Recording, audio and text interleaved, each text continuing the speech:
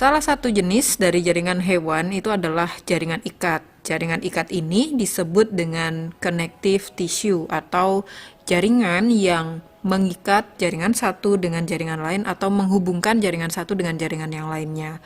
Selain fungsi dari jaringan ikat mengikat jaringan satu dengan jaringan lain, maka jaringan ikat ini juga merupakan jaringan yang mengisi jaringan lainnya. Serta jaringan ikat inilah yang menunjang atau menyokong, memperkuat jaringan-jaringan itu sendiri. Dan jaringan ikat memiliki fungsi khusus, yaitu sebagai jaringan yang bisa mengatur suhu, sebagai pertahanan, dan juga regenerasi jaringan. Jaringan ikat itu memiliki komposisi yang terdiri atas matriks dan juga sel. Matriksnya sendiri terdiri atas serabut-serabut dan juga bahan-bahan dasar. Serabut jenisnya itu terdiri atas 3 jenis. Yang pertama disebut dengan serabut kolagen, di mana serabut kolagen ini memiliki warna putih, dia punya elastisitas yang rendah, namun daya renggangnya begitu tinggi. Kolagen ini sendiri tebal dan panjang. Serabut lainnya disebut dengan serabut elastis yang memiliki warna kuning dan juga memiliki daya elastisitas yang begitu tinggi. Beda dengan serabut kolagen, elastisitasnya rendah. Serabut elastin ini elastisitasnya tinggi, makanya disebut elastin. Susunan seratnya tipis. Sedangkan serabut lainnya itu ada retikuler. Serabut retikuler ini elastisitasnya rendah dan bentuknya sebenarnya mirip dengan serabut kolagen, hanya saja dia lebih tebal dan pendek. Nah, sedangkan bahan dasarnya itu dilihat dari komposisinya sebenarnya adalah monopolisakarida sulfat dan juga asam hyaluronat. Di mana jika monopolisakarida sulfatnya ini konsentrasinya tinggi, maka matriksnya jadi kaku. Sedangkan apabila asam hyaluronatnya yang tinggi, maka matriksnya akan menjadi lentur. Maka jaringan ikat ini juga memiliki sel. Sel ini terdiri dari beberapa jenis. Yang pertama ada fibroblast, di mana fibroblast inilah merupakan sel yang mensintesis dan mensekresikan protein pada serabut. Lalu ada yang namanya makrofag. Makrofag ini adalah sel yang bentuknya berubah-ubah dan biasanya dia berfungsi untuk melawan yang tidak diinginkan datang menuju ke jaringan. Kaitannya dengan pinositosis dan juga endositosis. Selain itu juga ada sel mas atau disebut dengan sel tiang, di mana sel ini yang menghasilkan heparin dan histamin. Heparin itu antikoagulan, jadi kalau ada pembekuan darah, maka dia bisa membuat darah tidak membeku. Sedangkan histamin meningkatkan permeabilitas kapiler darah. Bentuk sel berikutnya adalah sel lemak, di mana sel lemak ini adalah sel yang berfungsi menyimpan lemak sebagai cadangan makanan. Juga ada sel darah putih yang berfungsi melawan patogen. Patogen ini sumber penyakit, misalnya virus, bakteri, dan lainnya. Demikianlah komposisi dari jaringan ikat. Jaringan ikat ini sendiri berdasarkan matriks dan sel penyusunnya dibedakan menjadi beberapa jenis. Yang pertama adalah jaringan ikat longgar. Yang kedua ada jaringan ikat padat, kemudian ada jaringan lemak, yang ketiga. Yang keempat itu ada jaringan tulang, di mana tulang ini adalah tulang rawan. Yang kelima adalah jaringan tulang, yang keenam adalah jaringan ikat darah. Dari keenam jenis ini kita akan bahas satu-satu.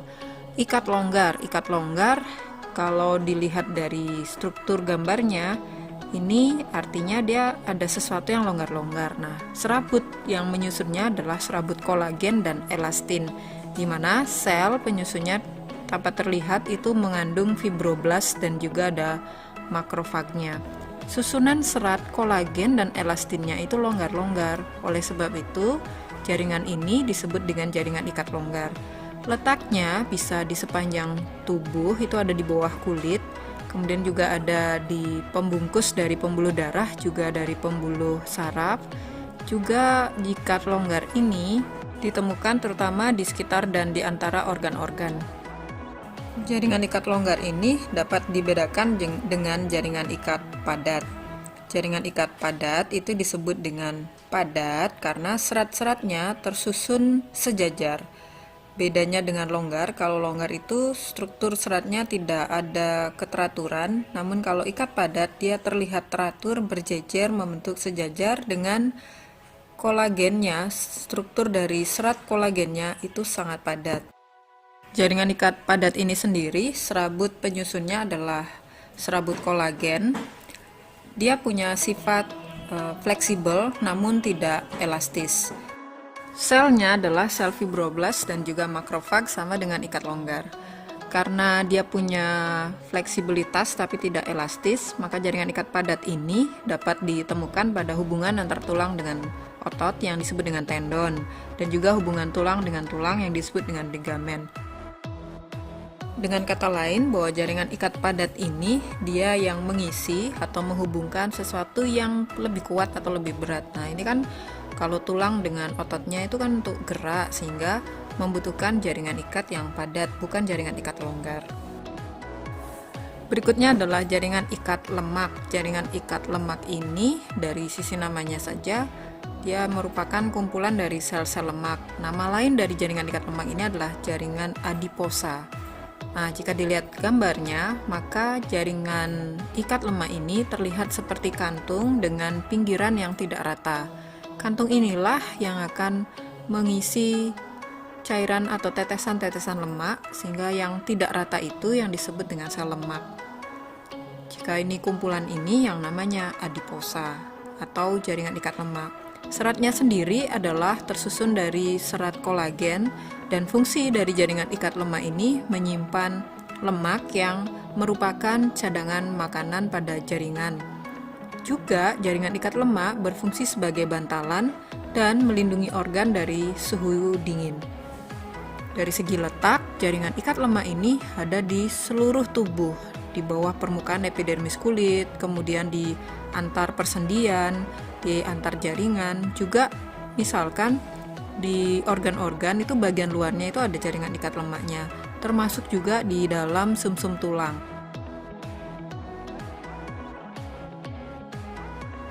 Tanpa adanya lemak, maka bahaya sekali bagi organ, misalnya ada guncangan atau benturan, itu akan bisa merusak organ. Dengan adanya jaringan lemak ini, maka ada yang berfungsi sebagai bantalan.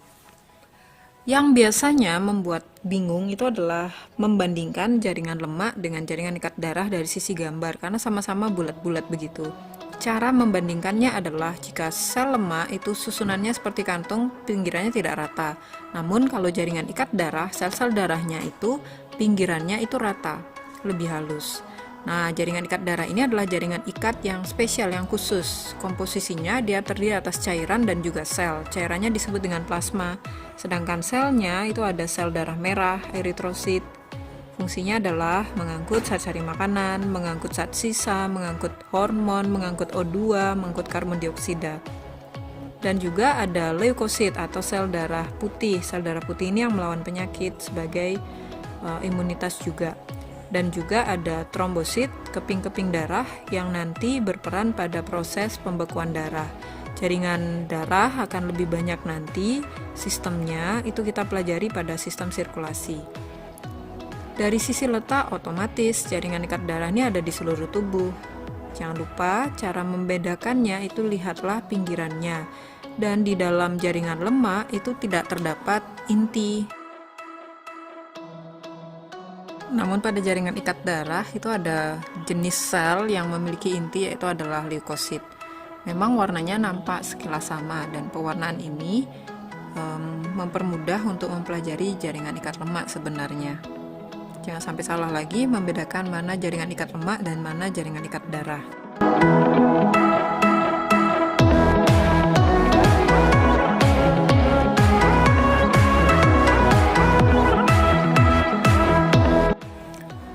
Selanjutnya adalah jaringan tulang rawan. Jaringan tulang rawan ini biasa disebut juga sebagai kartilago. Jaringan tulang rawan sendiri komposisinya terdiri atas matriks dan juga sel, di mana matriksnya itu disebut dengan kondrin. Sedangkan sel penyusun jaringan tulang rawan disebut dengan kondrosit. Nah, fungsi dari kondrosit ini adalah mensintesis dan menghasilkan kondrin. Jadi sel ini fungsinya menghasilkan matriks.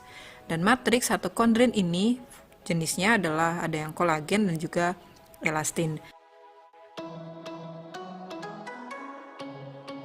Pada usia anak-anak, jaringan tulang rawan ini disusun oleh jaringan yang disebut dengan jaringan mesenkim. Sedangkan pada usia dewasa, maka jaringan tulang rawan ini disusun oleh jaringan yang disebut dengan perikondrium. Jaringan mesenkim sendiri disebut adalah jaringan pengikat embrional, sedangkan jaringan perikondrium ini merupakan selaput rawan atau yang disebut dengan fibrosa tipis. Jaringan tulang rawan sendiri jenisnya dibedakan menjadi jaringan tulang rawan hialin, jaringan tulang rawan elastin, dan jaringan tulang rawan fibrosa. Nah, gambarnya bisa nampak sangat berbeda. Tulang rawan hialin itu serabutnya komposisinya adalah serabut kolagen. Jaringan tulang rawan hialin ini berwarna putih kebiruan dan dia punya perbandingan dengan elastin. Elastin itu kalau serabutnya adalah serabut kolagen dan juga elastin, di mana elastinnya yang paling banyak, maka disebut jaringan tulang rawan elastin. Dari segi warna, dia berwarna keruh kekuningan, kalau hialin warnanya putih kebiruan. Nah, beda lagi dengan fibrosa. Kalau fibrosa, serabutnya adalah serabut kolagen yang tersusun sejajar dan padat. Nah, warnanya adalah warna gelap dan keruh. Kenapa bisa gelap? Karena serabut-serabutnya itu sangat padat sekali, sehingga ketika dilihat di mikroskop itu nampaknya lebih gelap. Tulang rawan hialin sendiri ini dapat ditemukan pada permukaan tulang sendi, misalnya ada bronki, laring, kemudian juga bisa ditemukan pada trakea. Sedangkan tulang rawan elastin itu dapat ditemukan pada telinga, kemudian juga pada hidung, dapat juga ditemukan pada bronchiolus dan pada epiglotis. Sedangkan jaringan tulang rawan fibrosa dapat ditemukan pada cakram antar tulang belakang, juga dapat ditemukan pada persendian tulang paha. Dan tulang rawan fibrosa ini dapat ditemukan pada tempat melekatnya tendon. Jika dilihat kesimpulannya, maka tulang rawan hialin itu susunannya longgar. Kalau tulang rawan elastin itu padat-padat. Kalau tulang rawan fibrosa dia sejajar.